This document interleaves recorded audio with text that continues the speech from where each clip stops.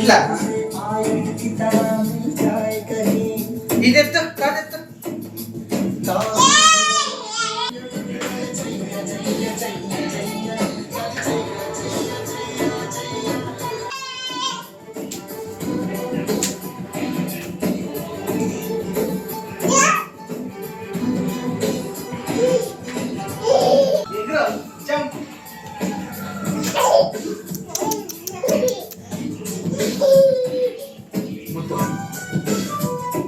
Hi ಎಲ್ಲರೂ ಹೇಗಿದ್ದೀರಾ?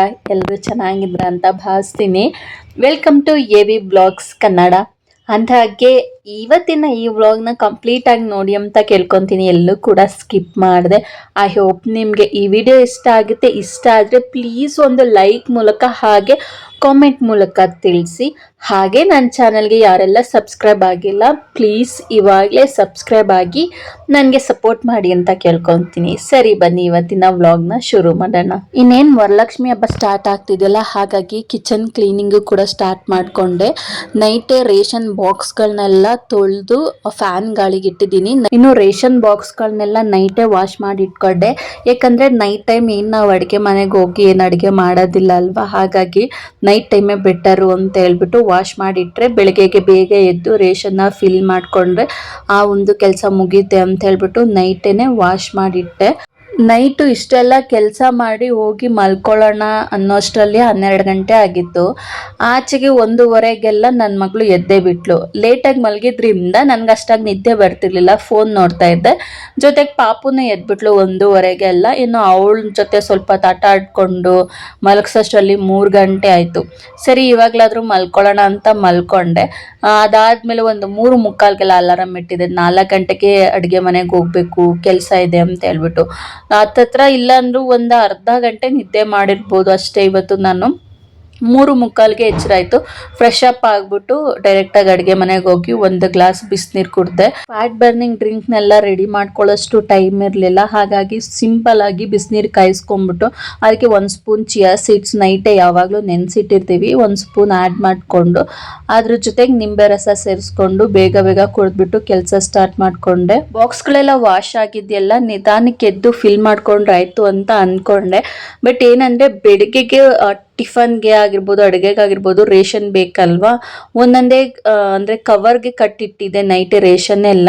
ಒಂದೊಂದೇ ಕವರ್ ಓಪನ್ ಮಾಡಿ ಏನಿದೆ ಏನಿಲ್ಲ ಅಂತ ನೋಡ್ಕೊಂಡು ಕುತ್ಕೊಳ್ಳೋದ್ರಲ್ಲೇ ಟೈಮ್ ಆಗಿಬಿಡುತ್ತೆ. ಹಾಗಾಗಿ ಬೇಗ ಎದ್ದರೆ 1 ಅವರ್ ಕೆಲಸ ಅಷ್ಟೇ. ಇನ್ನೇನು ವಾಶ್ ಎಲ್ಲ ಆಗಿದೆಯಲ್ಲ, ಸುಮ್ಮನೆ ರೀಫಿಲ್ ಮಾಡಿಬಿಟ್ಟು ಎತ್ತಿಡೋದಷ್ಟೇ. ನಾನು ಇರುವಂಥ ರೇಷನ್ನೇ ಫಿಲ್ ಮಾಡ್ತಾ ಇದ್ದೀನಿ. ಅದು ಖಾಲಿ ಆದಮೇಲೆ ಮತ್ತೆ ಬಾಕ್ಸ್ಗಳನ್ನ ವಾಶ್ ಮಾಡ್ಬೋದಲ್ವ, ಹಾಗಾಗಿ. ಇನ್ನು ನೀವೇನು ಇಲ್ಲಿ ನೋಡ್ತಾ ಇದ್ದೀರಾ ಗ್ಲಾಸ್ ಜಾರ್ಗಳು, ಇದೆಲ್ಲ ನಾನು ಹನಿ ಬಾಟಲ್ಗಳು ಬರುತ್ತೆ ಅಲ್ವಾ, ಮನೆಗಿಲ್ಲ ಅಂದ್ರೂ 2 ಹನಿ ಬಾಟಲ್ಸ್ ಬರುತ್ತೆ ತಿಂಗಳಿಗೆ. ಆ ಬಾಟಲ್ಗಳನ್ನೆಲ್ಲ ಎಸೆಯೋ ಬದಲು ಒಂದು ಕಡೆ ಸ್ಟೋರ್ ಮಾಡಿ ಇಟ್ಕೊಂಡಿದ್ದೆ. ಈ ಜಾರ್ಗಳಿಗೆ ಚಿಕ್ಕ ಚಿಕ್ಕ ಐಟಮ್ಗಳು ಅಂದರೆ ಈ ಒಗ್ಗರಣೆಗೆಲ್ಲ ಬೇಕಾಗಿರುವಂಥ, ಅಡುಗೆಗೆ ಬೇಕಾಗಿರುವಂಥ ಬೇಗ ನಮ್ಮ ಕೈಗೆ ಸಿಗುವಂಥ ಐಟಮ್ಗಳನ್ನ ಈ ಒಂದು ಜಾರ್ಗಳಿಗೆ ಹಾಕ್ಕೊಂಡು ಸ್ಟವ್ ಪಕ್ಕದಲ್ಲೇ ಜೋಡಿಸ್ಕೊಂಡಿದ್ದೀನಿ. ಈ ಜಾರ್ಗಳಿಗೇನು ಬೇಕಾಗಿದೆ ಸ್ಟ್ಯಾಂಡು, ಅದನ್ನು ಕೂಡ ಆನ್ಲೈನಲ್ಲಿ ಬುಕ್ ಮಾಡ್ಕೊಂಡಿದ್ದು. ಈ ಸ್ಟ್ಯಾಂಡನ್ನ ನನಗೆ ಇದೇ ಸ್ಟ್ಯಾಂಡ್ಗೆ ಈ ಗ್ಲಾಸ್ ಏನಂತಾರೆ ಜಾರ್ಗಳೇ ಬೇಕಿತ್ತು, ಚಿಕ್ಕ ಚಿಕ್ಕ ಬಾಟಲ್ಸ್ಗಳೇ ಬೇಕಿತ್ತು. ಹಾಗಾಗಿ ನಾನು ಅಂದ್ಕೊಂಡಂಗೆ ಗ್ಲಾಸ್ ಜಾರ್ಗಳು ಆಯಿತು, ಸ್ಟ್ಯಾಂಡ್ ಕೂಡ ಸಿಕ್ತು. ಇನ್ನು ಈ ಜಾರ್ಗಳ ಪಕ್ಕದಲ್ಲಿ ಒಂದು ಮನಿ ಪ್ಲ್ಯಾಂಟ್ ಕೂಡ ಇಟ್ಟಿದ್ದೀನಿ. ಅದು ಗ್ಲಾಸಲ್ಲೇ ಇದೆ, ಬಾಟಲ್ ಕೂಡ. ಅದು ಏನು ಬಾದಾಮ್ ಮಿಲ್ಕ್ ಎಲ್ಲ ಬರುತ್ತಲ್ವಾ, ಅದ್ರದ್ದೊಂದು ಬಾಟಲ್ ಅದು. ಅದನ್ನು ಎಸೆ ಬದಲು ಅದಕ್ಕೂ ಕೂಡ ಒಂದು ಮನಿ ಪ್ಲ್ಯಾಂಟ್ ಹಾಕಿ ಆ ಜಾರ್ಗಳ ಪಕ್ಕ, ಗ್ಲಾಸ್ ಜಾರ್ಗಳ ಪಕ್ಕ ಇಟ್ಟರೆ ಲುಕ್ಕು ಕೂಡ ಚೆನ್ನಾಗಿ ಕಾಣುತ್ತೆ. ಇನ್ನು ಬೇರೆ ರೇಷನ್ ಎಲ್ಲ ಬೇರೆ ಬಾಕ್ಸ್ಗೆ ಫಿಲ್ ಮಾಡ್ಕೊತಾ ಇದ್ದೀನಿ.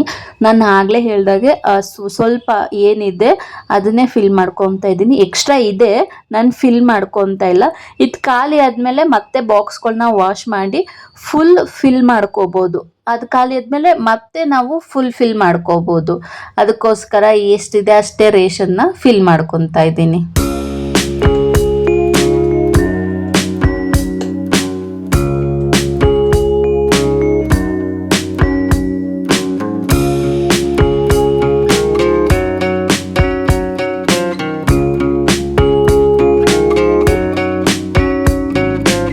ನೆಕ್ಸ್ಟು ಎಕ್ಸ್ಟ್ರಾ ರೇಷನ್ ಅಂತ ಇರುತ್ತಲ್ಲ ಬಾಕ್ಸ್ಗಳಿಗೆಲ್ಲ ಹಾಕಿ ಮಿಕ್ಕಿರುವಂಥ ರೇಷನ್ನ ದೊಡ್ಡ ದೊಡ್ಡ ಬಾಕ್ಸ್ಗಳಿಗೆ ಈ ಗೋಧಿ ಹಿಟ್ಟು, ರಾಗಿ ಹಿಟ್ಟು, ಅಕ್ಕಿ ಈ ಥರ ದೊಡ್ಡ ದೊಡ್ಡ ಬಾಕ್ಸ್ಗಳನ್ನೆಲ್ಲ ಸ್ವಲ್ಪ ಕೆಳಗಡೆ ಜೋಡಿಸ್ಕೊಂಡಿದ್ದೀನಿ. ಅವು ಕೂಡ ನಿನ್ನೆನೆ ವಾಶ್ ಮಾಡ್ಕೊಂಡಿದ್ದಾಯಿತು. ಇನ್ನು ಸ್ವಲ್ಪನೇ ಪಾತ್ರೆ ಇದ್ವು, ಅದನ್ನು ಕೂಡ ವಾಶ್ ಮಾಡ್ಕೊಂಡ್ಬಿಟ್ಟೆ. ಇನ್ನು ಟೈಮ್ ಇದೆ ಅಡುಗೆ ಸ್ಟಾರ್ಟ್ ಮಾಡೋದಕ್ಕೆ ಅಂತ ಹೇಳ್ಬಿಟ್ಟು ಒಂದು 4 ಗಂಟೆಗೆ ನಾನು ಅಡುಗೆ ಮನೆಗೆ ಬಂದಿದ್ದು. 4:45 4:45ಗೆಲ್ಲ ಕೆಲಸ ಮುಗ್ದೋಯ್ತು, ರೇಷನ್ ತುಂಬಿದ್ದೆಲ್ಲ. ಇನ್ನು ಯಾಕೆ ಇಷ್ಟು ಬೇಕು ಅಡುಗೆ ಸ್ಟಾರ್ಟ್ ಮಾಡೋದು ಅಂತ ಹೇಳ್ಬಿಟ್ಟು ಸ್ವಲ್ಪ ಪಾತ್ರೆ ಇದು ಅಂತ ವಾಶ್ ಮಾಡಿಕೊಂಡೆ. ಕರೆಕ್ಟಾಗಿ ನಾನು ಒಂದು 5 ಗಂಟೆಗೆಲ್ಲ ಅಡುಗೆ ಸ್ಟಾರ್ಟ್ ಮಾಡಿಕೊಂಡೆ. ಇವತ್ತು ನಾನು ಟಿಫನ್ಗೆ ನವಣೆ ಬರುತ್ತಲ್ವ, ಮಿಲೆಟ್, ಅದನ್ನು ಯೂಸ್ ಮಾಡಿಕೊಂಡು ಪೊಂಗಲ್ ಮಾಡ್ತಾ ಇದ್ದೀನಿ. ಅದ್ರ ಜೊತೆಗೆ ಜೋಳ ಬರುತ್ತಲ್ಲ, ಜೋಳದ ಸಲಾಡ್ ಮಾಡ್ಕೊತಾ ಇದ್ದೀನಿ. ಅದಾದಮೇಲೆ ಮಖಾನ್ ಯೂಸ್ ಮಾಡಿ ಒಂದು ಸ್ಮೂತಿ ಮಾಡ್ಕೊತಾ ಇದ್ದೀನಿ. ಇನ್ನು ನಾನು ಸಲಾಡ್ ಮಾಡ್ತೀನಿ ಅಂದರೆ ಯೂಸ್ ಮಾಡುವಂಥ ತರಕಾರಿನೆಲ್ಲ ಸ್ಟೀಮ್ ಮಾಡಿಕೊಂಡೆ ಸಲಾಡ್ ರೆಡಿ ಮಾಡ್ಕೊಳ್ಳೋದು. ಇವತ್ತು ಜೋಳನ ಯೂಸ್ ಮಾಡಿ ಸಲಾಡ್ ಮಾಡ್ತಿರೋದ್ರಿಂದ ಅದನ್ನು ಸ್ಟೀಮ್ ಮಾಡ್ಕೋಬೇಕಲ್ಲ, ಹಾಗಾಗಿ ಜೋಳನ ಬಿಡಿಸಿಟ್ಕೊಂಡು ಸ್ಟೀಮ್ ಮಾಡೋದಕ್ಕೆ ಇಟ್ಟೆ. ಅದ್ರ ಜೊತೆಗೆ ಒಂದು ಅರ್ಧ ಕಪ್ ಆಗೋಷ್ಟು ಕಡಲೆ ಬೀಜನ ನೈಟೇ ನೆನೆಸಿಟ್ಟಿದೆ, ಅದನ್ನು ಕೂಡ ಸೇರಿಸ್ಕೊಂಡು ಸ್ಟೀಮ್ ಮಾಡೋದಕ್ಕೆ ಇಟ್ಟಿದ್ದೀನಿ. ಇನ್ನು ಪೊಂಗಲ್ ಕೂಡ ರೆಡಿ ಮಾಡ್ಬಿಡೋಣ ಅಂತ ಹೇಳ್ಬಿಟ್ಟು ಇನ್ನೊಂದು ಕಡೆ ಚಿಕ್ಕ ಬಾಣಲಿ ಇಟ್ಕೊಂಡು ಹೆಸರು ಬೇಳೆ ಹಾಕ್ಕೊಂಡು ಹುರ್ಕೊತಾ ಇದ್ದೀನಿ. ಇನ್ನು ಹುರಿದಿದ್ದಾದ್ಮೇಲೆ ನಾನು ಆಗಲೇ ಹೇಳ್ದಾಗೆ ಮಿಲೆಟ್ನ ಯೂಸ್ ಮಾಡ್ತಾಯಿದ್ದೀನಿ, ನವಣೆ ಯೂಸ್ ಮಾಡ್ತಾ ಇದ್ದೀನಿ. ಇದೇ ನವಣೆ ನಾನು ಯೂಸ್ ಮಾಡ್ತಿರೋದು. ಈ ನವಣೆ 2 ಲೋಟ, ಒಂದು ಚಿಕ್ಕ ಲೋಟದಷ್ಟು ತಗೊಂಡು ಅದನ್ನು ಚೆನ್ನಾಗಿ ವಾಶ್ ಮಾಡಿ ಅದ್ರ ಜೊತೆಗೆ ಹುರಿದಿಟ್ಟಿರುವಂಥ ಹೆಸರು ಬೇಳೆನ ಸೇರಿಸ್ಕೊಂಡು ಸ್ವಲ್ಪ ನೀರು ಹಾಕ್ಕೊಂಡು, ಅಂದರೆ ನಾವು ಅಕ್ಕಿಗೆ ಯಾವ ರೀತಿ ನಾವು ನೀರು ಹಾಕ್ತೀವಿ ಅದೇ ರೀತಿ ಹಾಕ್ಕೊಂಡು ಅದಕ್ಕೆ ಸ್ವಲ್ಪ ಅರಿಶಿನ ಉಪ್ಪು ಹಾಕ್ಕೊಂಡು ಒಂದು 2 ವಿಷಲ್ನ ಕೂಗಿಸ್ಕೊತೀನಿ. ಇನ್ನು ಈ ಕಡೆ ಸ್ಟೀಮ್ಗೆ ಇಟ್ಟಿದೆ ಅಲ್ವಾ ಜೋಳ ಮತ್ತು ಕಡಲೆ ಬೀಜ, ಅದು ಕೂಡ ಸ್ಟೀಮ್ ಆಗಿದೆಯಾ ಅಂತ ಚೆಕ್ ಮಾಡ್ತಾ ಇದ್ದೀನಿ. ಅದಿನ್ನೂ ಸ್ಟೀಮ್ ಆಗಿರಲಿಲ್ಲ, ಹಾಗಾಗಿ ಮತ್ತೆ ಸ್ಟೀಮ್ ಮಾಡೋದಕ್ಕೆ ಇಟ್ಟೆ. ಸ್ವಲ್ಪ ಹೊತ್ತಾದ್ಮೇಲೆ ಅದು ಕೂಡ ಸ್ಟೀಮ್ ಆಯಿತು. ಅದಾದಮೇಲೆ ಒಂದು ಕಡೆ ಮೊಟ್ಟೆ ಬೇಯೋದಕ್ಕೂ ಕೂಡ ಇಟ್ಕೊಂಡೆ. ಇನ್ನು ಸಲಾಡ್ಗೆ ಬೇಕಾಗಿರುವಂಥ ತರಕಾರಿನೆಲ್ಲ ಕಟ್ ಮಾಡಿ ಇಟ್ಕೊಳ್ತಾ ಇದ್ದೀನಿ.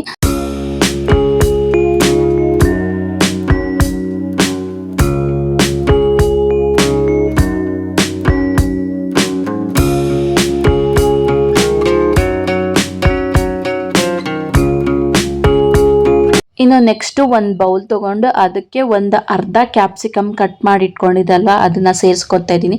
ಅದ್ರ ಜೊತೆಗೆ ಮೂಲಂಗಿನ ಸಣ್ಣಕ್ಕೆ ಉದ್ದಕ್ಕೆ ಕಟ್ ಮಾಡಿ ಇಟ್ಕೊಂಡಿದ್ದೆ, ಅದನ್ನು ಸೇರಿಸ್ಕೊತಾ ಇದ್ದೀನಿ.